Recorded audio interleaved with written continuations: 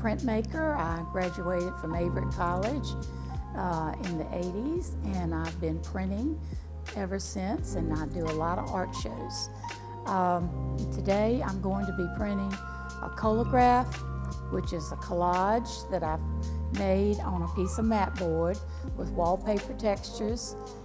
And what I'm going to do is I'm going to be printing individual colors to begin with oil-based inks, which are etching inks, okay? All right, first I'm going to start in my background here. I've already mixed my inks. This is my palette. And I'm starting with the sky background in this.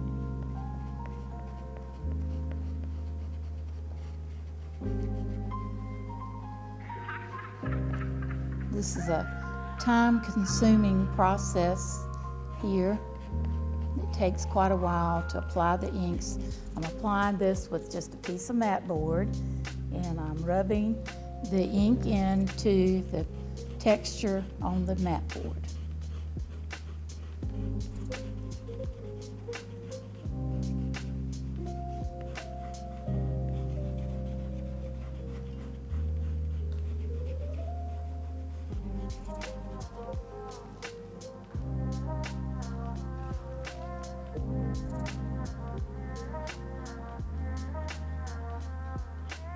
Now what I'll be doing is applying the ink, and then I'll be wiping the ink away with a tartan or a stiff piece of cheese, looks like cheesecloth.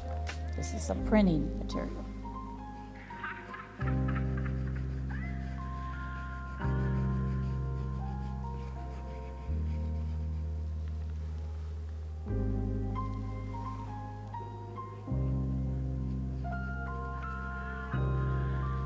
Make sure I've got it in all of the sky area first. Go back with the toothbrush to work this into the edges.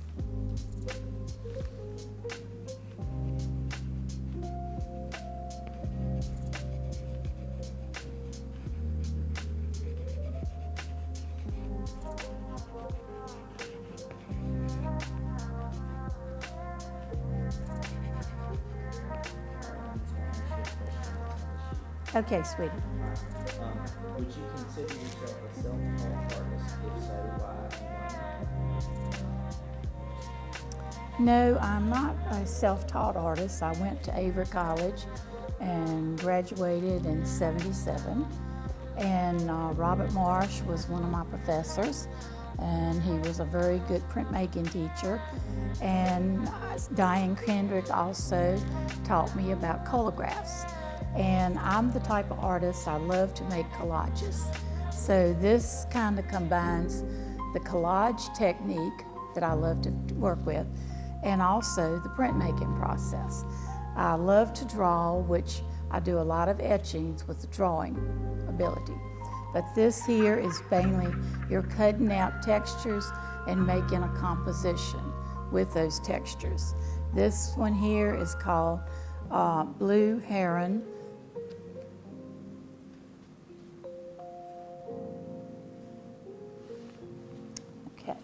Now what I'm going to do is I'm getting ready to take a toothbrush, and I'm going to work this into the edges of the plate for the background.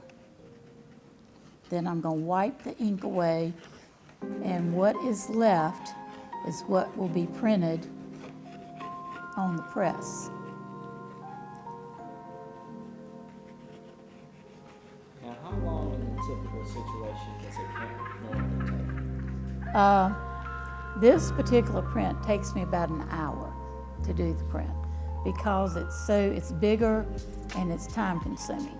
If I'm doing an etching, it's done rather quickly within 15 to 30 minutes.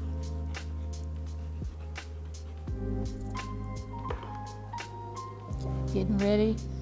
I've got the ink worked into the background of the sky, so I'm getting ready to wipe this. And you want to soften this tartan somewhat so you don't get scratches.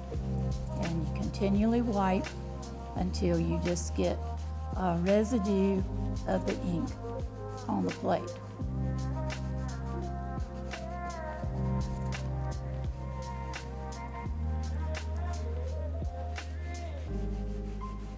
It's taken a little bit of paint thinner, and I'm just wiping the clouds, wiping the excess blue off of the clouds.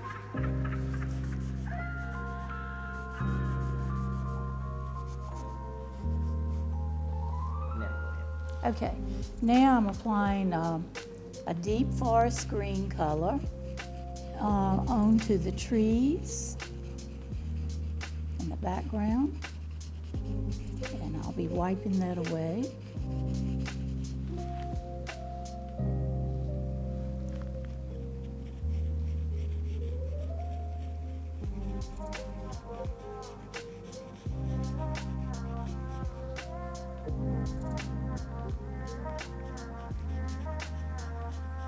A lot of people ask me, how do I keep the ink from getting into the different areas of color? And it just, requires a lot of practice and expertise in printing to learn how to do that. Okay, now I'm getting ready to wipe the green away. Use a separate colored tartan for each color.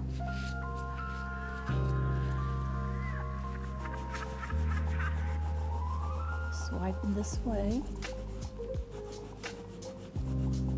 get the excess.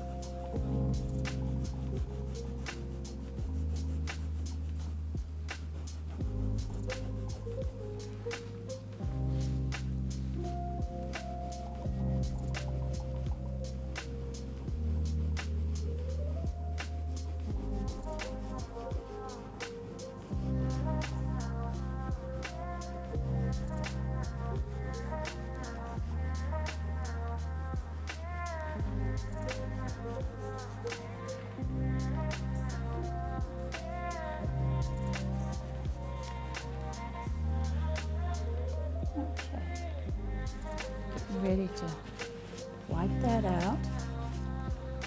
I'm getting ready to do the rocks in the background with a burnt sienna color.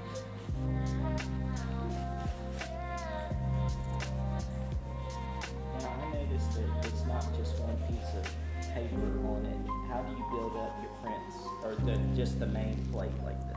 How do I build it up? Well, mainly what I do, it's kind of like cutting out pieces to a puzzle, okay? I mean, I don't overlap the textures, because if you did so, when you ran it through the press, the piece of wallpaper underneath would show through on the print. So everything is cut out individually and just built up in that particular way. Like I said, everything is cut out like a puzzle, no overlapping on the textures. And that also takes expertise in learning how to do that. All right, I'm getting ready to add the burnt sienna color to the rocks.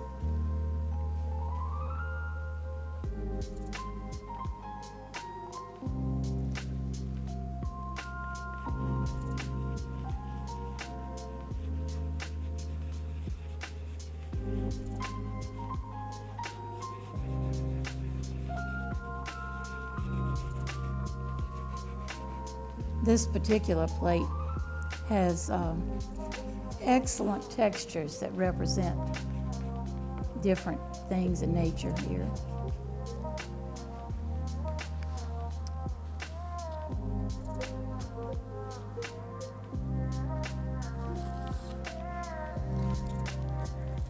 What experiences, what inspired you to become an artist? Well, my father taught me how to draw when I was smaller, which he had excellent craftsmanship for that. But when I got out of school, I started out as an English major at Avery. But I felt like something was missing. And when I was introduced to the art department, I just immediately fell in love with the teachers and what they were doing. And I felt like, well, this might be a neat thing for me to get into. And I had some talent in drawing when I was smaller, which really, once I was introduced into the etching process, like I said, drawing, you have to be a good draftsman to do the etchings, I felt like. So I fell in love with the etching to begin with, and then Diane Kendrick, the other professor, introduced me to collographs. And I loved what she was doing.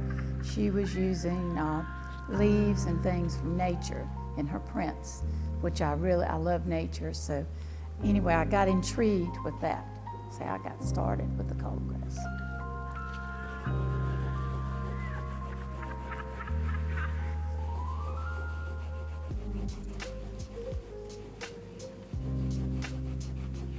And we were first taught in just black and brown inks.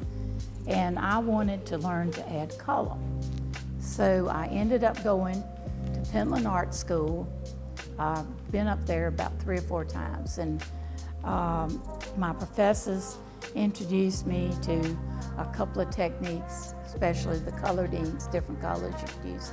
But we learned to do chine colle. Now this particular print will not have the chine colle. Chine colle is basically cutting out oriental papers that you can add into the printing process. What you do is you ink your plate, then you go back and add these patterns wherever you want those pieces of chine colle. And these oriental papers really add a 3-dimensional kind of look to the print. So I started adding those also into my prints.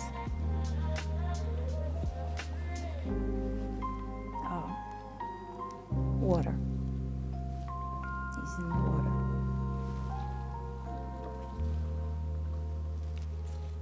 Okay.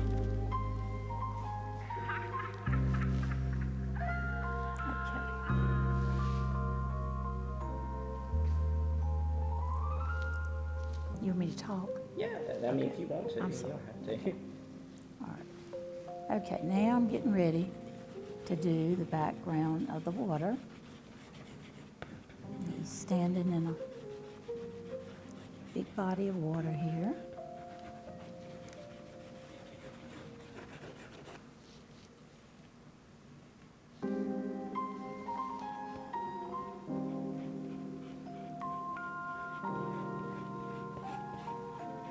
And just notice how I'm working around the blue heron and the flowers in the foreground.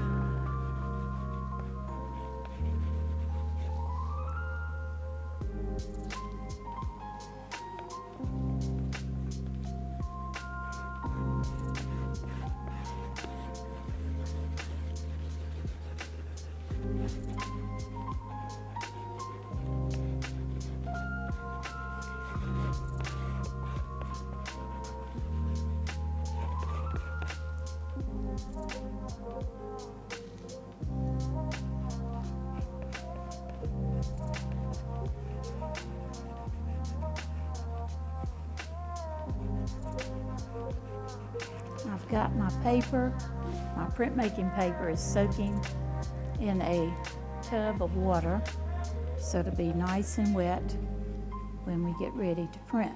Now, why do you have to wet the water? I mean, wet the paper. Okay, you have to do that so that it will pull off of the plate, okay? It's the type of paper it is. It's a printmaking paper. It has a little bit of cotton lint in the paper, and it's acid-free paper, and it holds up really well, and it's good for embossing. The paper is called Rives de Laine or Moulin de Gourley paper.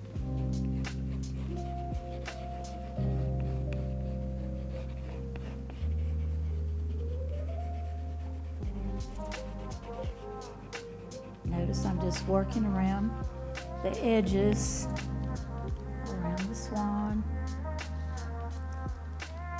the heron. Okay. Now most of my plates are pretty complicated, very meticulously done. You have to be patient to do this type of process, as the printing is time consuming also.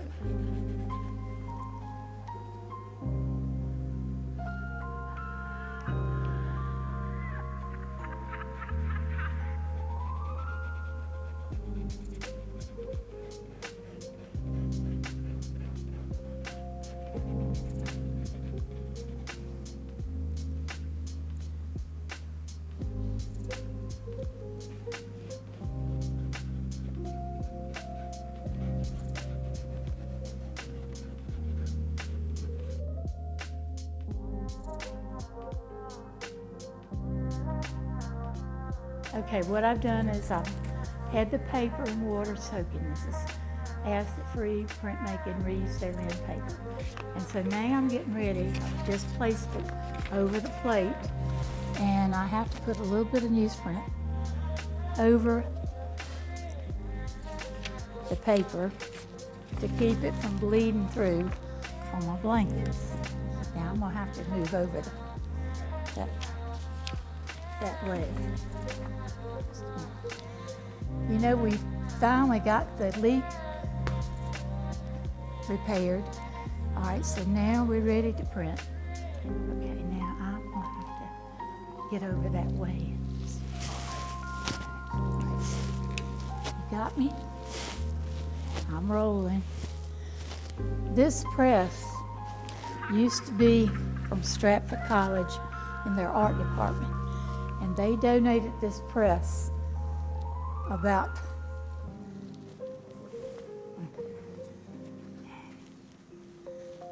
okay. Oh, let me show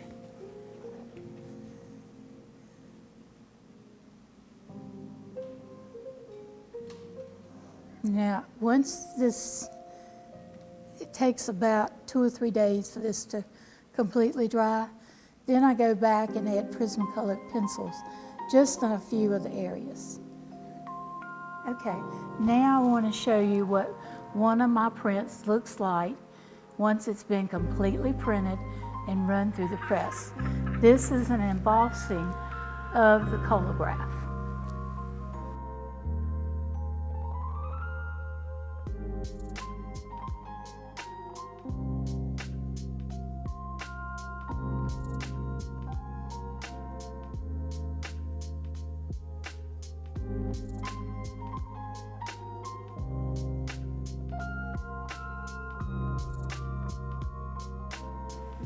Okay, first of all, I've been involved with Art on the Lawn since it first started 20-some years ago. And every year I feel like we get more and more people coming to the event, and people, young, middle-aged, and older folks, all are educated as to what their community artists are doing as artists. And I feel like especially it's nice to have events for the children so that they can be involved in the arts. And we've had a couple of people, Michelle Bloomer, Kenneth Bond, be involved in that part of the process. And it's just really nice to be able to congregate with your fellow artists in an event where we can share each other's artwork and our feelings about the arts.